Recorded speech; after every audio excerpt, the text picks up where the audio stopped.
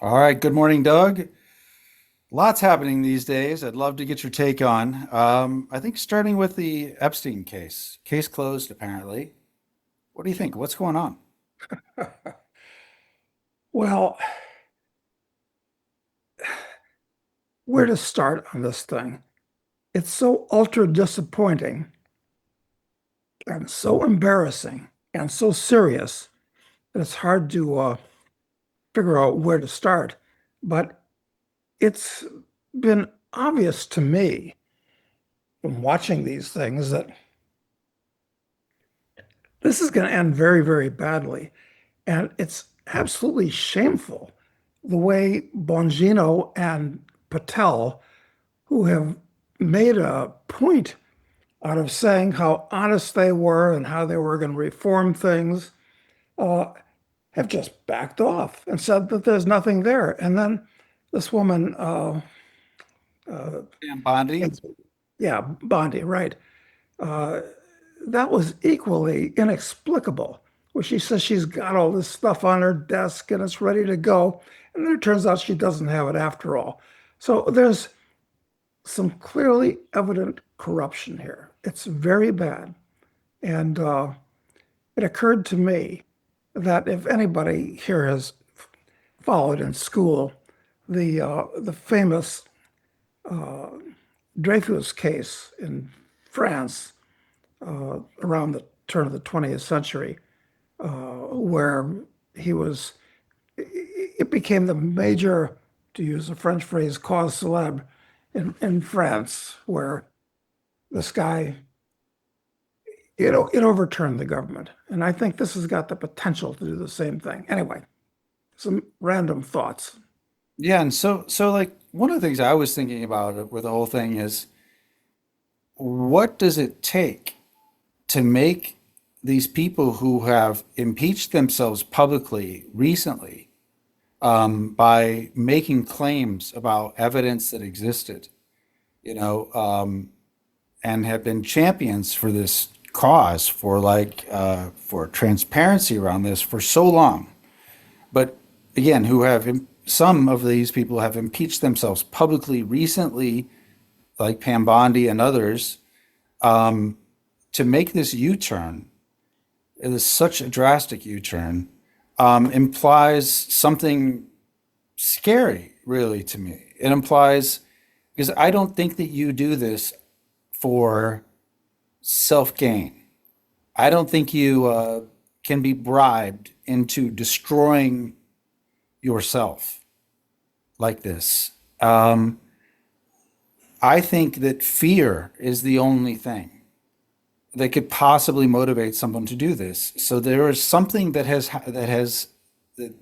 they have been exposed to that is so scary to them that they are willing to destroy their whole sense of identity. There is their reputation around it. There's yeah. So fear is the only thing I can even imagine that would do it, and it's got to be fear that probably most of us have never experienced. Like I think of myself trying to put myself in that role, and I think maybe the fear that I was going to watch my children be brutalized in front of me might make me do this. But other than that, I can't imagine. I really can't imagine. So I think the implications are actually pretty frightening. Yeah, I don't see how Bongino in particular can live with himself at this point. I mean, it's like overturning his whole persona. I think everybody knows that these people are lying. And the question is, well, exactly why are they lying? Fear, of course, is, I think you're right, because no amount of money would do it. These guys have plenty of money. And Bongino and Patel are doing it to maintain their crappy government jobs. Uh, they don't need they don't need the money.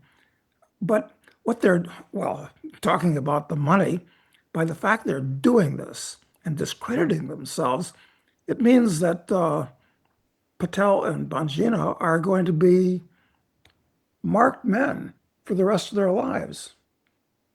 Public frauds. I mean, forget about it. So what is it? What's going on? What are the secrets that somebody is trying to hide? Uh, could it be Trump himself is implicated with what Epstein is doing? Or there are so many high government officials and billionaires that are so heavily involved in really disgusting things that it would overturn all credibility of the US government and the US power structure. This is a big deal. Yeah, I think it's a really big deal. And I think it shows what we're really dealing with here because I don't know what would be revealed by revealing all the Epstein stuff, but the motivation of the people who are willing to destroy themselves in order to cover it up implies something insidious, something dangerous, something scary, something maybe beyond our comprehension. I don't know. It, it, it must be that. And haven't these people thought this out a little bit? I mean, it's really simple.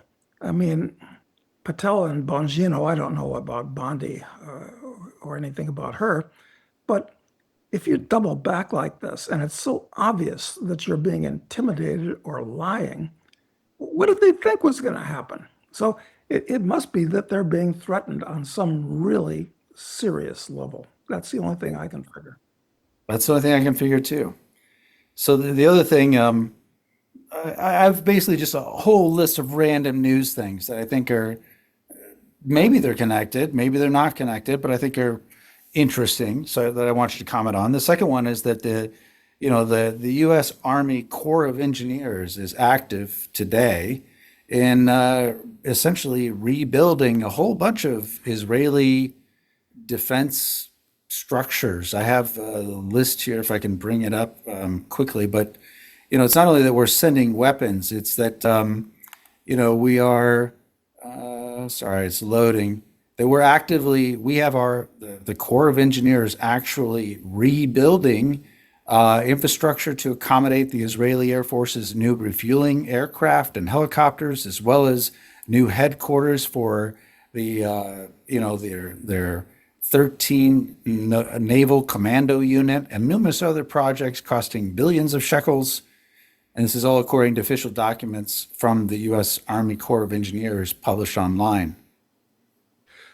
Well, perhaps this relates to some degree with the scandal about Epstein, because why is Israel in effect being turned into the 51st state and better than the 51st state?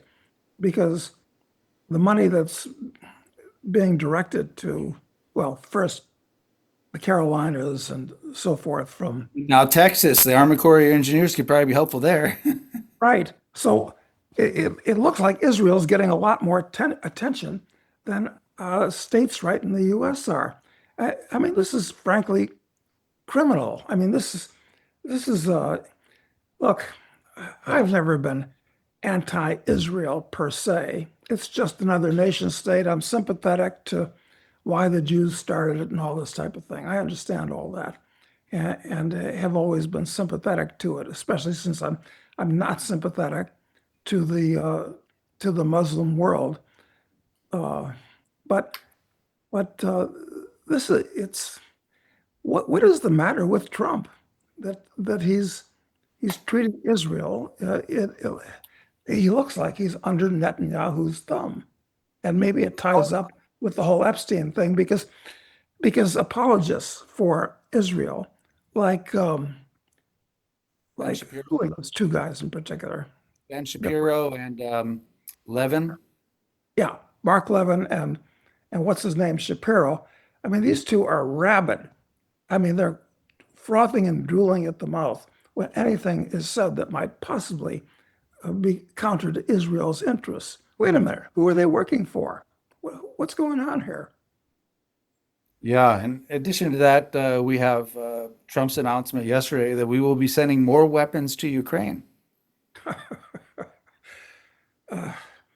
Yeah, got to continue the war, a pointless war. It should be completely obvious to everybody that Russia is going to win, and Russia's going to feel probably that they have to prove something. So instead of tying up the war, where actually I think forget about the fact they invaded, that wasn't good. But the reason that Russia was invaded, they were provoked into invading. So now it's going to be much worse. And Trump is continuing the war at great expense in young men getting killed and maimed pointlessly. This is crazy. What's the matter with him? You can't justify it. You can't Yeah. rationalize it, just like you can't rationalize attacking Iran, a country on the other side of the world that's never done anything to the US because it helps the Israelis. This isn't our problem, but we made a much bigger one by doing this. Yeah. It's insane. I'm afraid the Trump regime is, for so many reasons, the fact that there have been no indictments handed down, and there should have been by this time. There have been apparently no investigations, although they're supposed to be starting something on Comey, I heard. The fact that so far, the fact that Doge is dead, apparently, or dying. What's going on here? Well, and perhaps it goes back to our first point, and that there's something that scares the hell out of enough people that they're willing to do things that shock us all. Perhaps I don't know. And incidentally, my friend from Ukraine, she lives in Kiev. She told me today that that a lot of the attacks by Russia in Kiev recently have been these TCC recruitment centers. So these are the conscription centers that have been targeted. And apparently, there was a lot of praise among some of the people in Kiev about that, which some of the officials in Kiev then came out and denounced it as a treasonous act to be joyful over the destruction of these recruitment facilities. So just a side item, but just shows what happens to a country in the state of war. I mean, anything is it becomes a very dangerous place to live. Yes, because of course the rumors have been floating around for some time that it's not recruitment. They're, that the regime is sending out press gangs to round up anybody that looks like that they might be good cannon fodder on the front lines. And of course, with the nature of warfare now, cannon fodder is the right word because with these drones, which are compounding and advancing in their technology almost weekly, you're dead meat if you're a soldier on the front lines. Yeah, it's awful. The next thing that just stood out to me was like, with all the things that are happening, there's this big press announcement today by the former governor, I guess, of South Dakota, or yeah, South Dakota, Chrissy Noem, that, and this is great news, that now in TSA, it's no longer necessary to take off your shoes. Well, that's good. It means that flying won't be quite as degrading as it was just recently. That helps. But I suppose you're still going to have to take off your belt and the rest of it. Yeah, yeah, it still have to go through screening, and if you if some alarm goes off or you're randomly selected, you still get the pat down by uh, some agent of the state. So yeah, it's still not good, but this is what's trumpeted as a progress, I guess, for the American people. This is what we've got to work with. The other thing that is seemingly totally unrelated, but I think noteworthy, is just over the weekend there was this incredible anti-gringo sentiment, really riots or protests in Mexico City. And and I don't know if these things are organized. It seems like most of these big groups are organized by somebody, maybe Soros types or whatever, to stow discontent. But it just to show a sign that the world is becoming a lot less friendly and a lot less risky across the board. And I don't know if you saw any of those signs, but they're like "kill a gringo," "gringo go home," all that kind of stuff. pretty nasty environment. And apparently this was all in Mexico City. And I've been to Mexico City a couple times in recent years, and it doesn't occur to me that there are an awful lot of gringos there. If you want to find gringos in Mexico, you go to San Miguel de Allende, full of gringos, or better yet, you go down to Cabo, which is absolutely full of gringos. Yeah. So no protests there. So why in Mexico City of all places? Who'd have an interest to care enough about a few gringos running around? It doesn't make any sense. Yeah, it doesn't, but it's just, I think it's just another sign of this. I was like, I don't think these big, like, just like BLM was not organic, just like Antifa seems inorganic. It just seems to me that there's just another effort to divide people, to create conflict. And this is one that, at least for Americans living abroad, you have to be aware of. You have to be aware of. Well, It's one thing. you think that of all people, the Mexicans could see the comedic irony Yeah, of telling gringos to go home when the US is full of tens of millions of of Mexico. Mexicans. I know. I know. I mean, don't these people have any self-awareness at all? Which, of course, leads me to believe that there's some group that's trying to create chaos. And I think you were getting into this. It's the fact that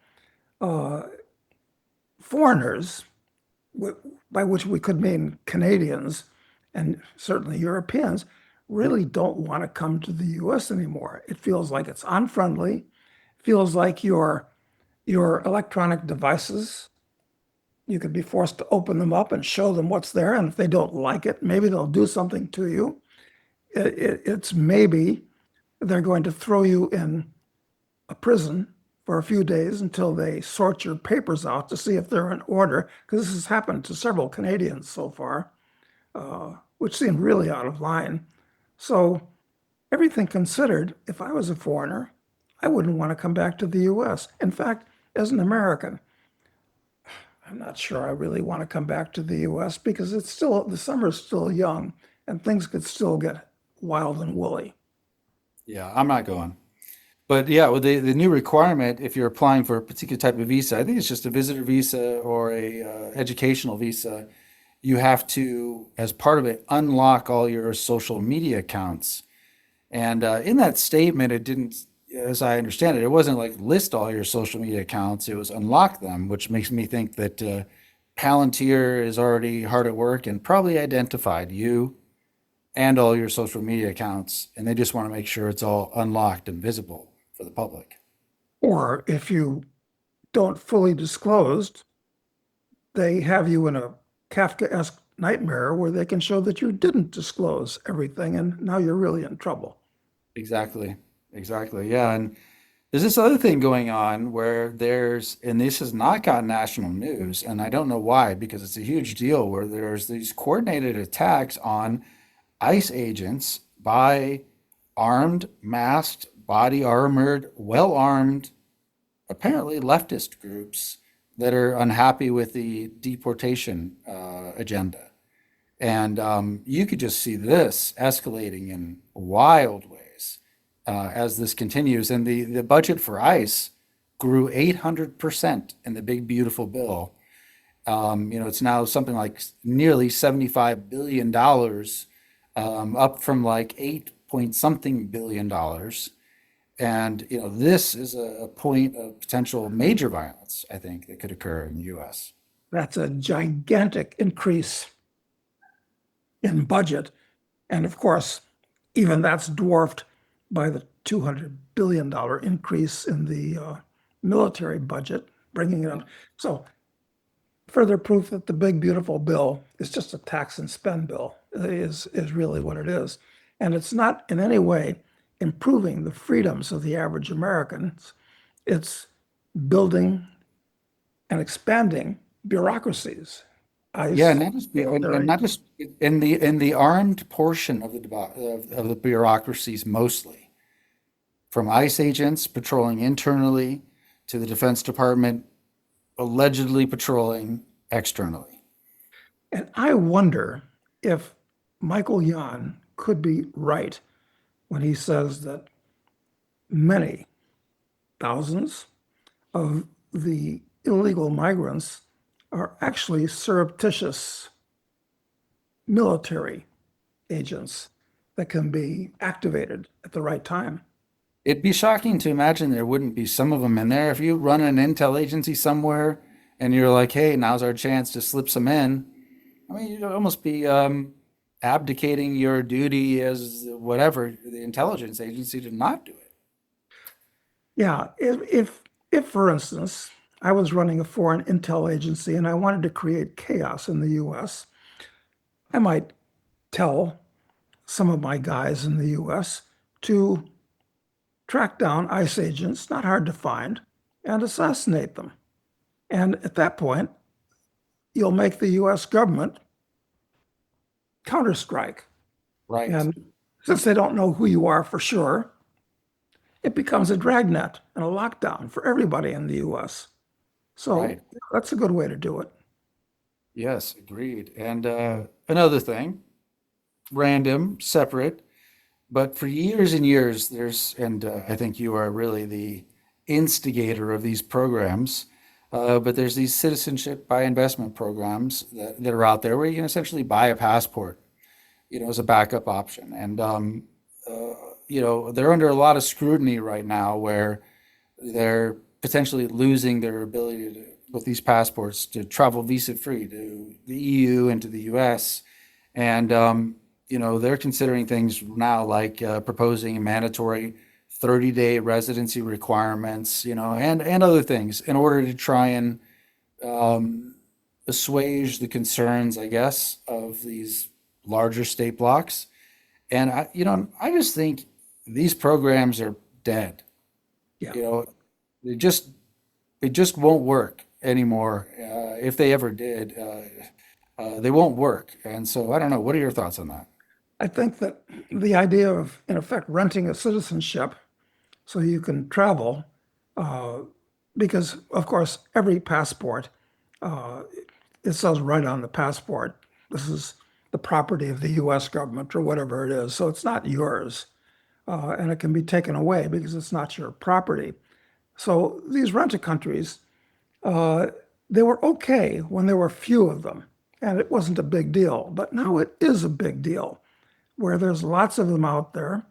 And you've got to admit, many of these microstates, like all of these Caribbean countries, I mean, what are they doing being recognized as real governments like the US government or the EU government or the Chinese government? They have the same votes in the United Nations General Assembly. Not that of course, the UN serves no useful purpose. In fact, it's a negative influence that should have been disbanded years ago, just like NATO should have been disbanded years ago. But these travel documents issued by these countries that you buy, uh, they're going away. So I think everybody ought to have a second or third passport or citizenship, but getting one from these little Caribbean microstates, that's on its way out. You're probably just wasting your money. Yeah, I mean, maybe with a country like Turkey where they still have a program, that you can do. It's more expensive, but at least it's a bigger state with some heft that can't be bullied around, in the same way that St. Kitts could. Yeah, that's right. Turkey is like a real country. You're right. They can't push them around. Yeah. So maybe it's there, but if nothing else, getting a legitimate residency outside of your home country, I think the imperative is growing. And if you don't have one, I would do some work to get it. And some of them are easy to get, easier like Mexico, although, again, I worry about the anti-gringo sentiment spreading personally. It's too Um, far. The US is the problem with Mexico. that's the biggest problem with Mexico. Yeah. But But I noticed that you're not at your usual station for our calls. So you are where today? I'm in Brazil today. I'm in Sao Paulo. Yeah. Just a little warmer weather here, bigger city environment, better shopping. I can get blood work. I can get my entire blood panel done here for which I like to get done just to monitor, health for preventative stuff for about $150. Cost me a little over 2,000 to do it in the US. It's easier to do here than it is in Uruguay. So Yeah, just a little getaway. Yeah, that's great. Well, yeah, that's absolutely great. Yeah, I And mean, it's cheap too. It's cheap for that purpose. and the cuisine in Brazil is different than it is in these Spanish-speaking countries, and that's a nice change as well. Oh yeah, and we had Peruvian last night, and we had Thai for lunch yesterday. I mean, Uruguay, I love Uruguay. It has many redeeming qualities. A broad palate is not one of them. Uruguayans are pretty simple in terms of the food. You know, they like certain things, and you don't get anything that survives really beyond that very well. So that's also a kind of it's a good opportunity. Not that that matters that much, but it's nice to have when you can get it. Yeah, for Um, sure. the other thing is this just relates to the economy, and um, I listened to you talk on another podcast with Danny about the economy and the state of the economy and what could happen from here. And one of the things that I just of note, it's not nothing hugely substantial, but the M2 money supply, which just means money continues to be printed. Although we don't, there are lots of ways to measure money supply, and there are U.S. numbers. You can't trust any government numbers. But the money supply continues to grow 19 months in a row, still expanding, which means there's still inflation, and it's expanding according to official numbers at 4.5% year over year, which isn't terrible, but not, we grew 30%, during COVID. So it's like, it's just better. But I think it's a sign of that inflation is the only way they think they're getting out of this game economically. And one of the things Danny asked you was, is there any way out? Is there any way out of the economic troubles the U.S. faces? And I guess I'd just like to ask you the same question. Well, if I was the president of the US, in other words, if I was Trump, what would I do now? And huh, well, uh, it would take radical action, which Trump is not taking. And the action that you did take would be devastating to large parts of the economy. Uh, is it possible to pay off the national debt without destroying the value of the currency so you can pay it off with pocket change because the dollar's worth nothing? I think that would be the worst alternative. But that's the one we're following, right? I mean, that seems to be the But one. yes, it is the one we're following. Uh, Listen, I've said in the past that I'd consider something as radical as defaulting on the national debt. And people say, well, how can you do that? All the banks would fail. Insurance companies own a lot of bonds. It would be a daisy chain of problems. People couldn't get their money out of the banks because the banks wouldn't be there, on and on and on. Well, I suppose, but I always like to look at the bright side, as you know. And the bright side is if you defaulted on the national debt, which if you don't, your children and grandchildren are going to be confronted with what to do with it because the creditors want their money.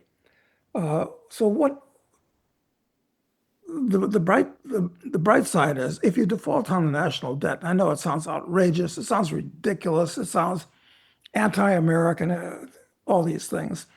But if you defaulted on it, all the real wealth in the world will still exist. I mean, the factories, the farms, the businesses, the technologies, they're not going to vanish just because the debt vanishes. In fact, the currency, at that point, you'd go to a commodity currency, supplemented perhaps by Bitcoin. All the real wealth in the world will still exist. It's just going to punish certain classes of people. It's going to punish anybody that mostly like, because most of the debt now, it seems like it's not owned by foreigners, right? Maybe it's 50-50. 50% owned by foreigners, 50% owned by American entities, banks, insurance companies, pension funds, maybe.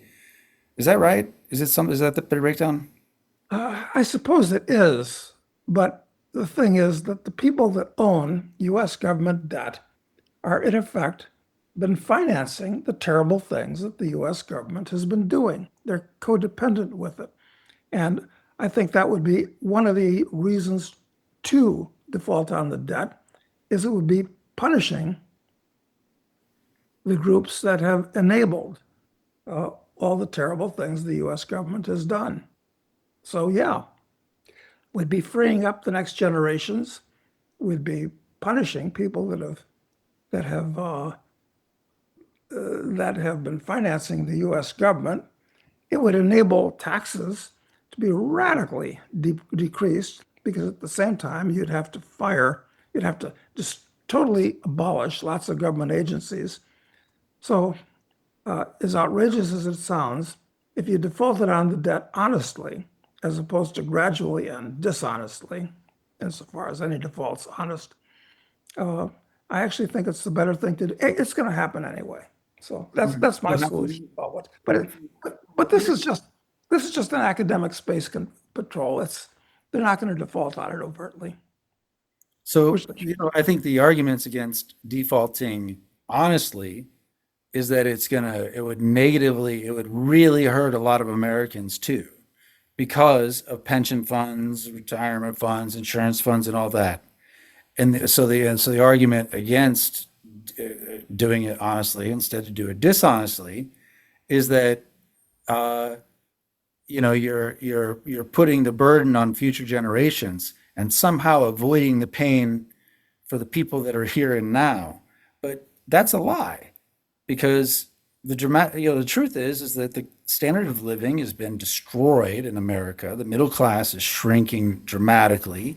People are suffering, and the amount of inflation they need at this stage of the game is way higher than this 4.5%. And we're going to get way higher inflation than this in order to get out of this. I mean, my best guess is you got to devalue the dollar effectively compared to something like gold by like 90% from here in order to have any chance of, inflating your way out of it.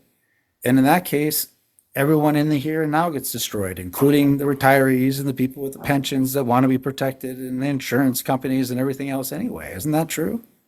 yes, it is. But worse things have happened. Uh, Look what happened to Germany during World War II. Look at what happened to Japan during World War II. And their real wealth was actually destroyed. It was obliterated and burned down. That wouldn't be the case in the US.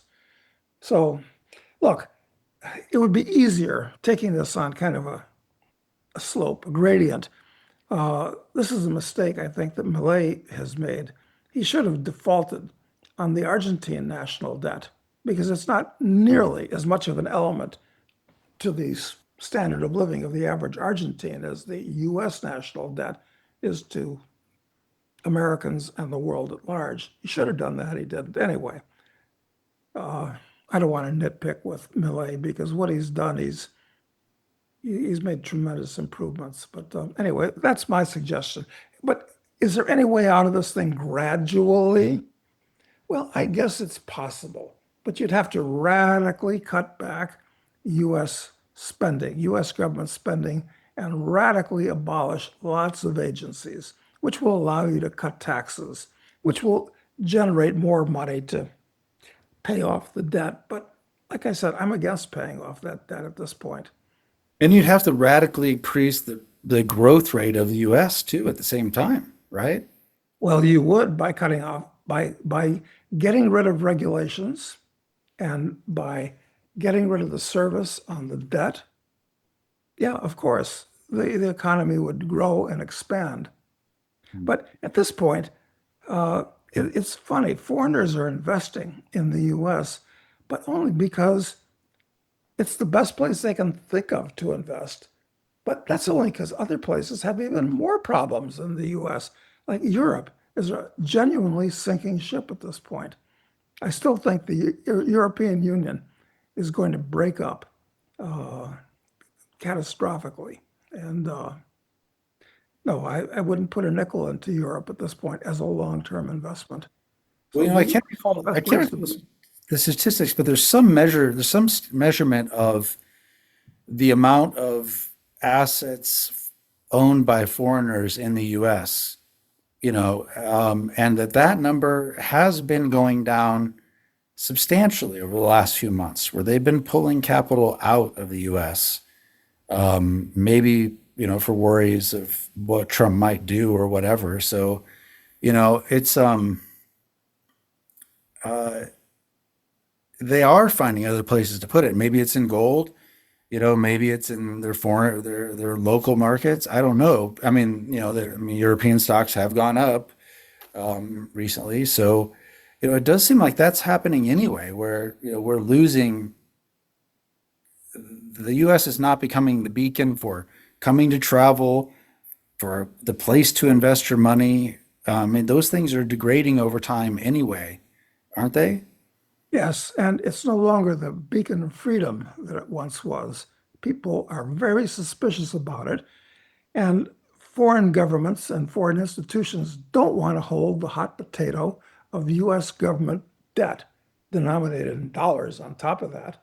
But a lot of them don't want to have their capital in their own countries where they're subject to the depredations of their own government. So if you're a productive person or a productive company, where are you going to go in the world? I mean,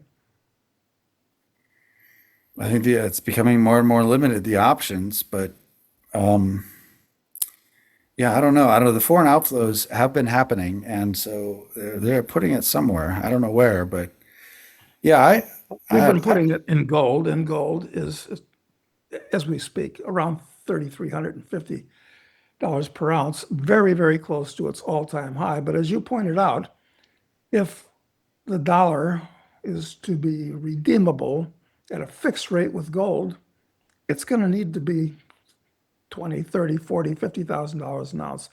Who knows what the number is? well, and I think, wouldn't you say that in order for us to inflate our way out of the debt, whether we fix to gold ultimately or not, that we'd end up in the same place? You know what I mean? I mean, if we were to inflate our way out of the debt, I mean, wouldn't that mean necessarily that gold would have to rise compared to the dollar at that kind of level? I think so, even though gold is reasonably priced at the moment relative to everything else. But yeah, you're right.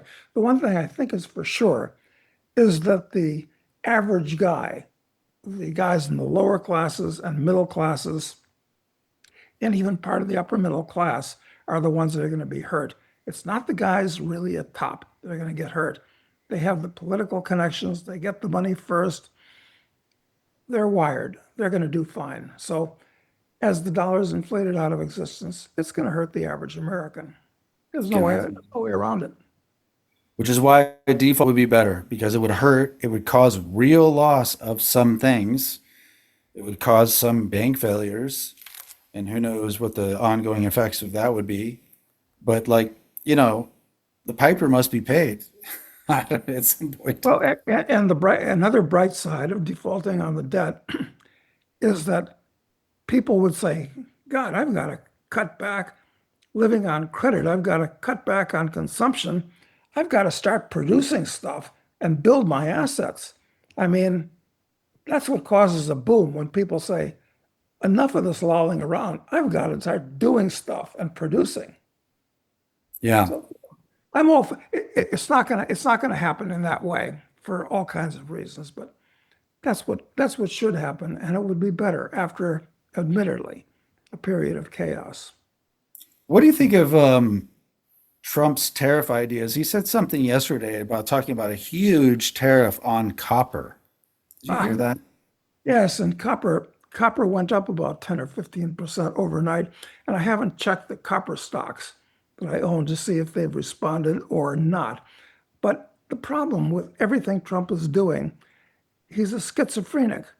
He's completely unpredictable, and many of the things he does are just completely irrational. Unpredictable, irrational, almost psychotic. And it makes it impossible for businessmen to plan where he can do this, he can do that. And what happens to your plans? They go out the window because he's changed things so much overnight. It's Right. Yeah. the I guy, mean, it's impossible. the guy's turning into a disaster, I'm afraid. He's not just that he's an egomaniac. It's not just that he can never ever admit that he makes a mistake, but he's turning into a megalomaniac. I'm a, listen, I'm a little bit afraid of the guy. And I say that as somebody that's so glad he won instead of Kamala. Yeah, my gladness in that regard is lowering because, we have the facts of what Trump did with the fears of what Kamala might have done. And, she's inept. Maybe she wouldn't have, I don't know. I don't know. I still say, if I had to, I don't vote. If I would have voted, I still would have voted for Trump. But I think at this point, we're imagining, we're comparing our fears of Kamala with the realities of some of these things Trump is doing, and they're not great. I mean, he talks about wants to bring back manufacturing to the U.S. and bring back, in particular, the focus in the BBB bill is Build Back, or not Build Back Better, but it is Build Back Better. It's the big Oh, beautiful bill. they're both triple Bs, aren't they? Ironically, yeah, just a coincidence. Funny. That is mostly for military related things. And it becomes impossible to plan around the building of any new manufacturing when the price of copper might go up 500%. I mean, how does this work? I mean, it's impossible. You can't actually do any of these things to rebuild America if you cannot build a plan around a certain cost structure. Yeah, and of course, Trump would say, well, we can mine copper in the US. Yeah, you can, except it takes, assuming you can find a big enough copper deposit, it's going to take billions and billions to develop it. And it's going to take 10 years. Well, I heard our buddy Frank Justra, I saw this article on mining.com that he's on the lookout for great projects in the US that might help do this. But even if, and Frank is smart, and Frank, focusing on it is a good thing, but it still takes a long time to turn anything around. Yeah, and actually, who wants to make a multi-billion dollar investment when chaos could overturn everything tomorrow morning? I mean, one of the things about having a rule of law in a country is that there's stability, and stability is important to make progress. Yeah, I agree entirely. Yeah, it's a wild time, and when you look at all of these sort of unrelated factors together, what's your overall impression? We're in for tough times. We really are. Because, listen, I still think that the possibility exists of a genuine civil war in the US. Once again, not like the unpleasantness of 1861 to 1865. It's not going to be like that at all. It's going to be more like an informal guerrilla war. Well, and I think we're seeing early signs of it, perhaps with these targeted attacks on ICE agents. Entirely possible. Entirely Yeah, possible. And like I said, if I was a malefactor running a foreign intelligence agency, one of the increasingly large number of countries that really don't like the US and are afraid of it and want to weaken it, I think that's one tack I would take. yeah, I agree. I agree. Okay. Well, and so with that, just a reminder, we have our Plan B Uruguay conference coming up in October. So if you don't have your residency yet and you don't have a backup plan in case things go um, real bad, like certain historical periods you've mentioned in the past in different countries, you might want to check out that conference. And you can find out more at crisisinvesting.com. There's a link at the top called Plan B Uruguay, and check it out and see if it's right for you and your family. And apart from that, I'd point out that the seasons are antipodal here in the Southern Hemisphere. So when it's cold and snowy in the US, you can escape to South America where it's balmy and That's warm. right. In fact, it's October is a very, very pleasant month to be in Uruguay. Yeah, so it's a good one. So, okay, well, I think we'll leave it there for today, Doug. And to members of File or subscribers to Crisis Investing, if you've got questions, please post them within File, or you can do it within the little chat thing or even under this video as it's posted on Substack. And we'll answer those questions on Friday. So we'll leave Yeah, it to and if anybody has news from the front, as it were, real hard data that you haven't gleaned off the media, but you've seen out your front window with your own eyes, tell us about it. It would be a good subject for discussion. Yeah, we love boots on the ground information. I mean, even these little notes I get from my friend in Ukraine explaining the bombing of these TCC centers. I mean, that kind of stuff is gold to see what it's like from a person who's there. So, yeah, we'd love to hear firsthand accounts of what you're seeing on the ground, wherever you are. So please do those as well. Okay, Doug, we'll leave it there for now, and we'll be back on Friday with more. Will you be back in Uruguay? Are you still going to be in I will be Brazil? back. Yeah, we get back on Thursday night. So, yeah, normal, real books behind me. It's not, in case people wonder, it's not a green screen. They're actual. Now you see my bed, yeah, at the hotel room. So, Yeah. Yeah, we actually prefer real stuff. yeah, we do. We like real stuff a lot more. All right, Doug, we'll leave it there. I'll see you on Friday. Talk to you then.